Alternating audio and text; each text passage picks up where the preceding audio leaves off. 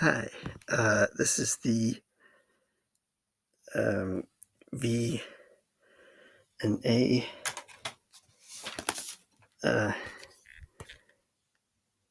Book Tag, Part 1. This tag was created by the GD 256, and I'm not exactly sure what VNA stands for. I think the V is for Virgin, which published some of the Doctor Who books right after the old series cancelled. That'd be back in early 1990s, I think. I'm not sure if this one counts in the series as well. I'm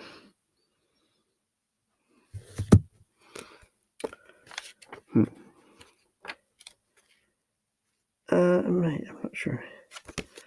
Anyway, this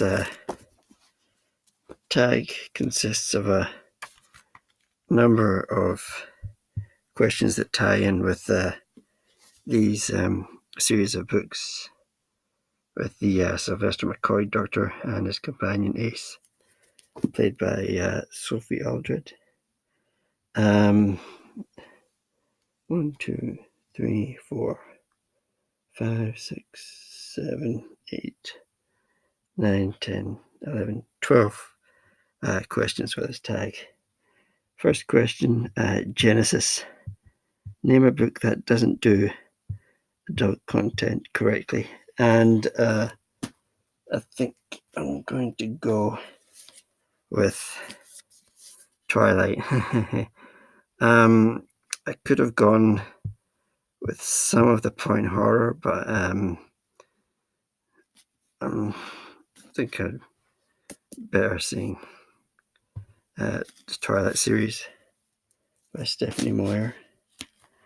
Number 2, Exodus. Name a story that seems to completely shift plots halfway through, and I don't have it with me, but Counterclock World by Philip K. Dick. And the thing is, if I say any more, it will be a spoiler alert. Apocalypse. Name the most forgettable book you've ever read, if you can remember. There's a number of graphic novels that fall into that category, but I was looking through Goodreads, and this has, I think it's either 3 stars or 2 stars for me, and I really don't remember reading it. So this is Point Horror. The Cemetery by D.E. Atkins. Where am I? Revelation. Which book series has the best finale? I think I'm going to go with the Hunger Games trilogy by Suzanne Collins.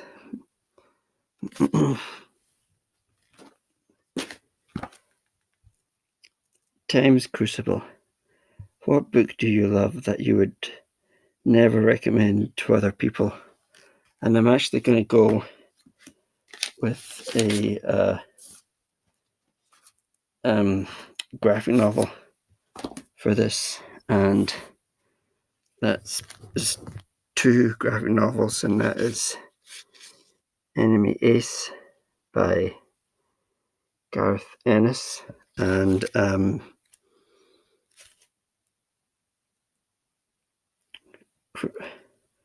Volume 1, Chris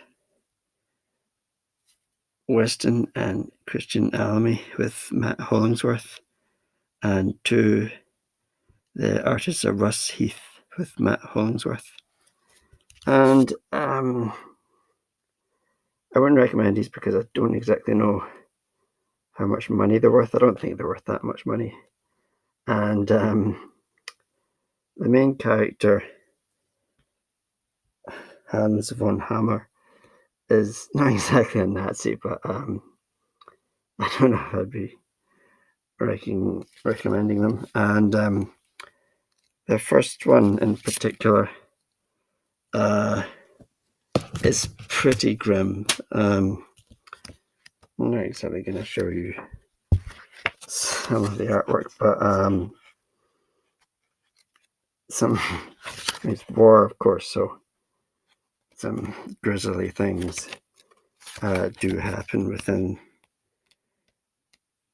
the graphic novel, but it is a gem, and I quite enjoyed those two volumes in the story.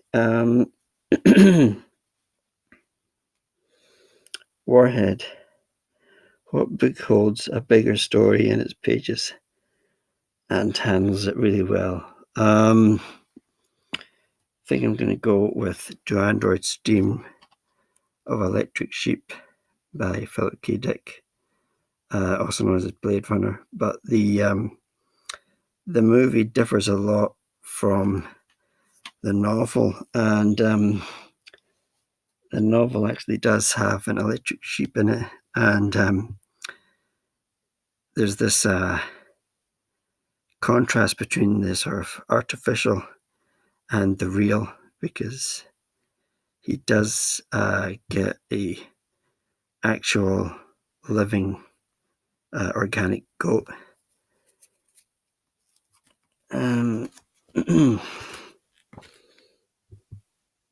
It also ended differently. I was rereading it, and it ended differently to what I remembered when first reading it. Witchmark. Name a novel which does its genre a disservice, and once again, I'm going to go to the Mission Earth Decology by L. Ron Hubbard. It really gives science fiction a bad name. It's also maybe more espionage than it is science fiction, and the language is pretty simple. A lot of the thingies are bleeped out, and there's the actual word bleep-tard, and it's just more annoying than anything else. This is the most recent one. I got a charity shop for a really amazingly low price. Nightshade. Name your favorite standalone work.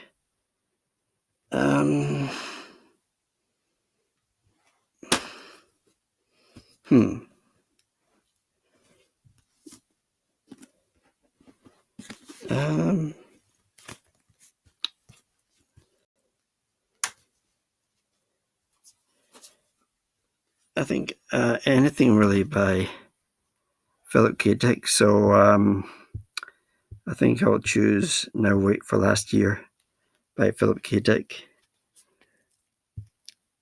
Love and War. Name a novel with an emotional ending. Don't spoil it. I'm going to choose Simon versus the Homo sapiens Agenda by, and hopefully I'll get this name right, Becky Albertalli. I think it's right. I could have possibly gone with If Beale Street Could Talk by James Baldwin. Transit. Name a controversial book and give your opinion on it. And speaking of James Baldwin, I have Go Tell It on the Mountain by James Baldwin. I believe this book was originally banned when it was first published back in the 1960s. And it's beautifully written, but I was kind of underwhelmed by it, and I don't really think that it is James Baldwin's best work. If Beale Street Could Talk, I would rate that, I think, slightly higher. The Highest Science. What is the most fun you've had reading a novel? I don't have any with me, but I used to read quite a few of the adventure books where you would like pick your character's weapon, and pick what path your character wants to go. So there's I think it was Lone Wolf or Something Wolf by Joe Deaver. But failing that, I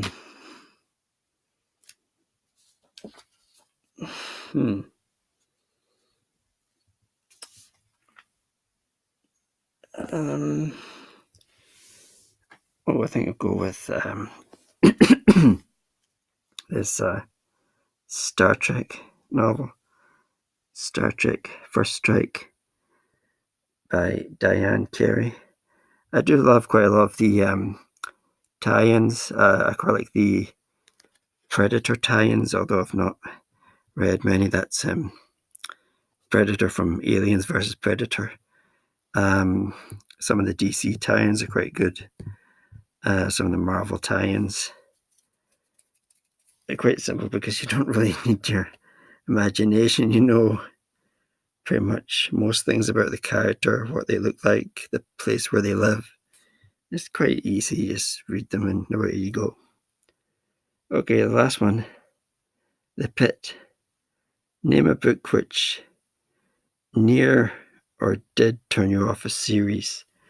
I'm going to consult my Pop Sugar Challenge for this year, and where is it?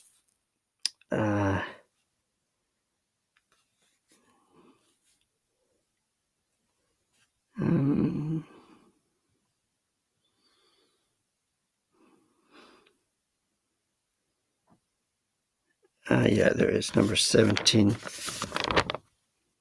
It's Glass Houses by Rachel, what did I say, Kane?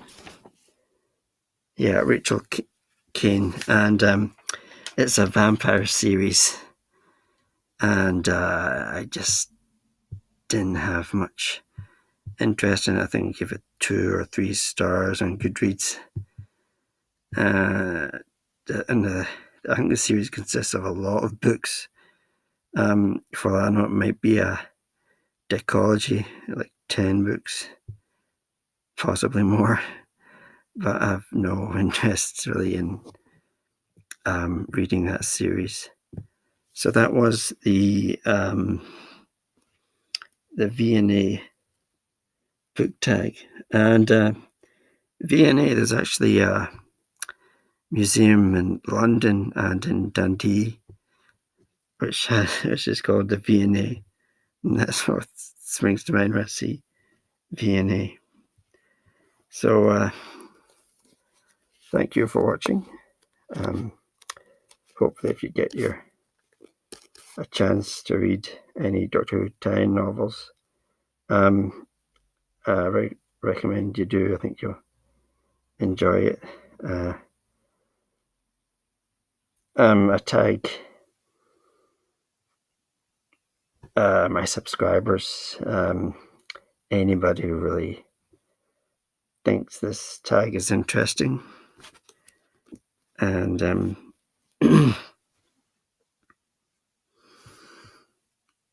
anybody who watches this video and